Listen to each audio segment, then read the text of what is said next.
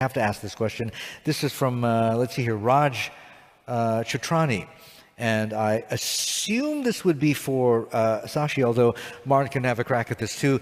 Raj is asking, to what extent do caste and communal differences hinder India from realizing its true potential? Does the fact that China is culturally more homogenous than India give China a very strong edge? Shashi, first go. Well, yes, we have all these differences, but the great strength of India has been, it's been an outstanding example of the management of diversity in the developing world.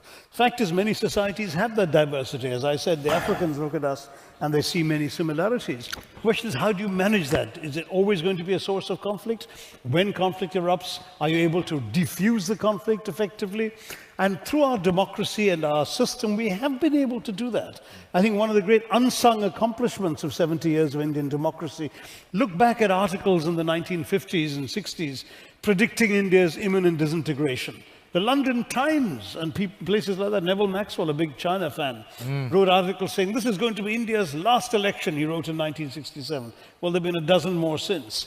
The fact is that people didn't see how India would hang together, but India managed the difficult art of saying you can be divided by caste, creed, color, culture, conviction, cuisine, custom, and costume, and still rally around a consensus. And that consensus in a democracy like India is on the fundamental principle, which China doesn't have, that you don't need to agree all the time, so long as you agree on the ground rules of how you will disagree. So our success is that we managed to maintain consensus on how to manage without consensus. Can China do that the day the consensus